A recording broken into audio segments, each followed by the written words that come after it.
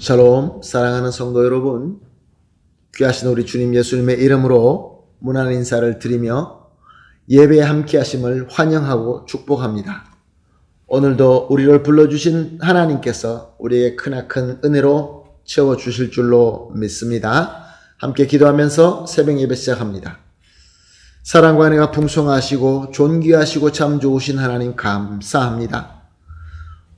어저께 밤도 주님께서 지켜주시고 인도하여 주시어서 편하게 쉬게 하시고 이렇게 또 첫 시간 주님 앞에 엎드립니다. 하나님 영광 받아 주시옵소서. 오늘도 이 예배를 통하여 다시 한번 하나님과 전인격적으로 만나고 주님의 음성을 듣고 주님의 은혜로 충만하기를 간절히 소원합니다.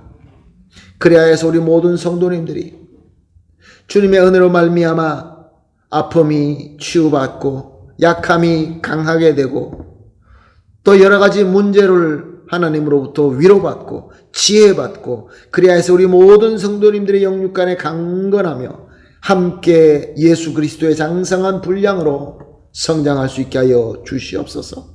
오늘 예배를 통하여 하나님 우리에게 말씀 주시고 또 구체적으로 우리가 나아가야 될 성령님의 조명하심을 허락하여 주시어서 오늘도 승리하는 귀한 하루가 되게 하여 주시옵소서. 감사하며 예수님의 이름으로 기도합니다. 아멘. 할렐루야. 다 같이 찬송하시겠습니다. 찬송가 254장입니다. 내 주의 보혈은 정하고 정하다. 254장 하나님께 찬송 드립니다.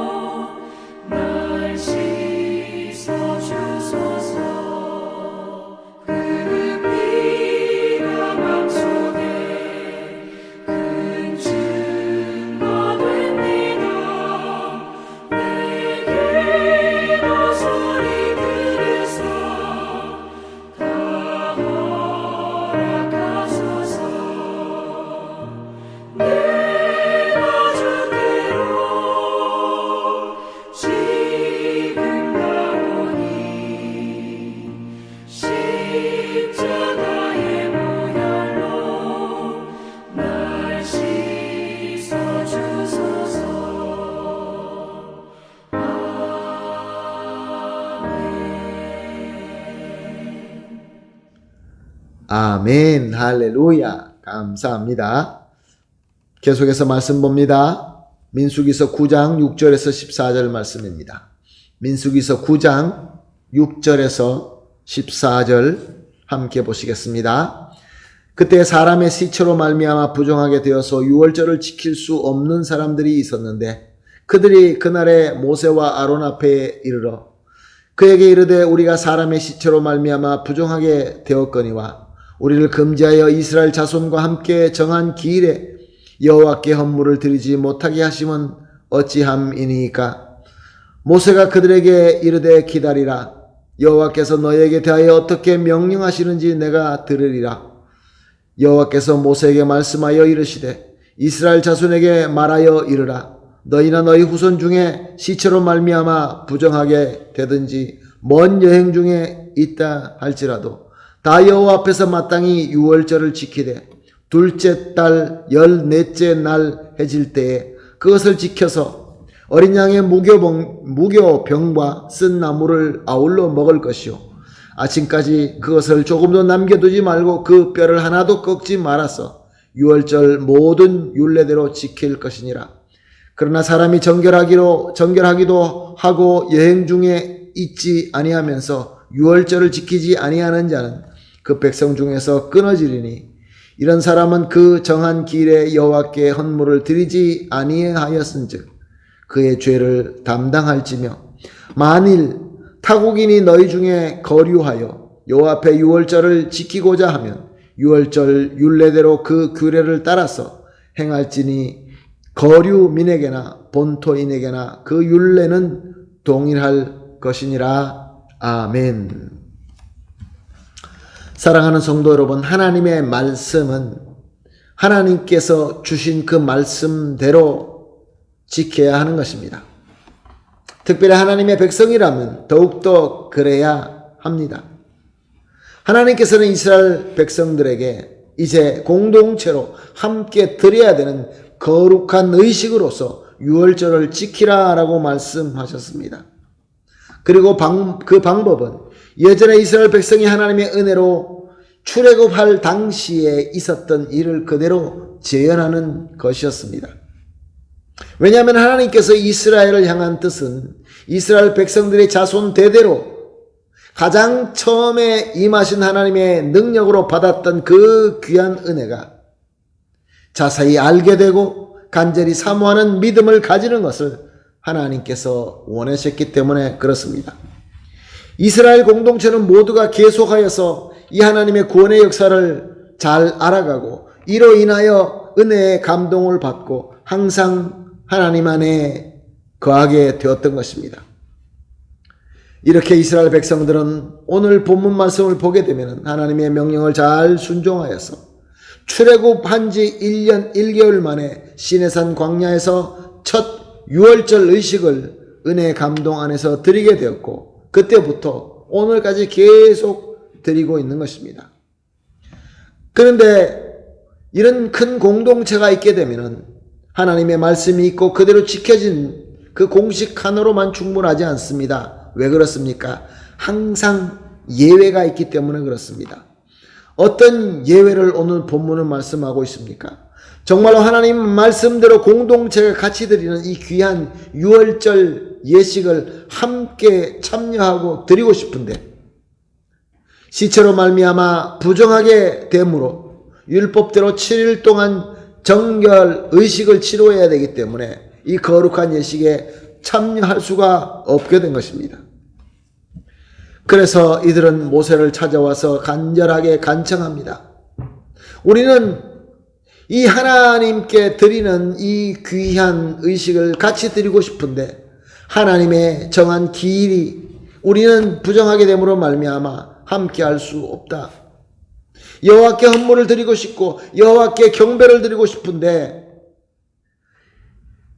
법으로 안 되게 돼 있으니 우리는 어떻게 하면 좋겠느냐라고 이제 모세에게 간구했더니 모세는 기다리라고 하나님 앞에 엎드립니다. 그리고 하나님의 말씀을 듣게 됩니다. 하나님께는 무엇이라고 말씀하셨습니까? 오늘 본문을 통하여 보니까 시체로 부정하게 되었든지 부득이 여행하게 됨으로 말미암아 정한 기일에 하나님 말씀대로 유월절을 섬길 수 없을 경우에는 한 달이 더 지난 이후에 2월 14일이 되면은 또 똑같은 방법으로 유월절을 지키고 섬기라 라고 말씀하십니다.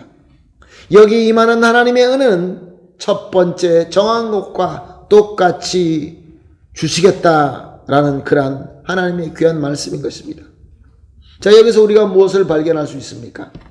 하나님께서는 몇 월 며칠 날 지키는 그 날짜와 지키는 그 순서와 의식에 하나님의 목적이 있는 것이 아니라 하나님의 목적은 모든 하나님의 백성이 함께 예배를 드리면서 함께 하나님께로부터 은혜를 받고 나누는 것을 원하신다는 것입니다. 이것을 이루기 위하여 하나님께서 방법을 주신 것입니다. 그러므로 하나님께서 주신 율법은 그 보편적인 형식이 되는 것입니다. 그런데 어떻습니까? 우리가 이 하나님의 목적을 이룸에 의하여 율법의 보편적인 형식이 방해가 된다고 한다면 하나님께서는 이를 뛰어넘을 수 있는 특별한 법을 다시 주는 것입니다. 오늘 이 본문 말씀이 그렇지 않습니까? 그래서 하나님께서 특별하게 한 달 후에 또 드릴 수 있도록 기회를 주시는 것입니다. 사랑하는 성도 여러분, 우리도 이 신앙의 삶을 살면서 하나님의 진정한 목적을 알아야 될 줄로 믿습니다. 우리는 과연 하나님께서 우리를 향한 참 목적과 참 뜻을 깨닫기를 간절히 소원하며 그렇게 기도하고 있습니까? 정말로 우리가 그렇게 깨닫고 순종하기를 원하십니까? 아니면 말씀의 보편적인 문자와 그 형식만 붙잡고 고집을 피울 때는 없습니까? 하나님의 뜻을 발견합시다. 하나님의 그 목적을 예수 그리스도의 그 피의 능력과 그의 공로와 그의 은혜로 말미암아 성령 충만함으로 말미암아 주시는 그 환한 조명으로 하나님의 뜻과 목적을 발견하고 그대로 순종하며 하나님께서 귀하게 여기시는 그러한 저와 여러분이 되시기를 예수님의 이름으로 축복합니다. 아멘. 할렐루야. 오늘 함께 기도하실 기도 제목을 나누겠습니다. 첫 번째 기도입니다. 하나님의 뜻과 목적을 방해하는 자리에 서 있지 말게 하여 주시옵소서. 두 번째로 하나님의 말씀은 오직 하나님의 뜻과 목적대로 알고 깨닫는 은혜를 주시옵소서. 세 번째 마지막 기도, 항상 하나님의 은혜 가운데 거함으로 말미암아 오직 하나님의 뜻과 목적에 순종하게 하여 주시옵소서. 이 세 가지를 합심하여 기도하시고 그 다음에 개인적으로 기도하신 뒤에 오늘 하나님께서 허락하신 이 모든 섬김을 잘 섬기고 또 해야 할 일들을 잘 하심으로 말미암아 풍성한 열매를 맺되 하나님의 목적대로 맺게 되기를 예수님의 이름으로 축복합니다. 아멘. 다 같이 기도하겠습니다. 하나님 감사합니다. 오늘도 귀한 말씀 주시고 성령님의 조명함을 주시니 감사합니다. 주님, 오늘 말씀대로 하나님의 뜻과 목적을 방해하는 자리에 절대로 서지 말게 하여 주시옵시고 하나님의 말씀을 오직 하나님의 뜻과 목적대로 알고 깨달을 수 있는 은혜를 주시옵소서. 그리하여서 항상 하나님의 은혜 가운데 거함으로 오직 하나님의 뜻과 목적을 순종하게 하여 주시옵소서. 감사하며 예수님의 이름으로 기도합니다. 아멘.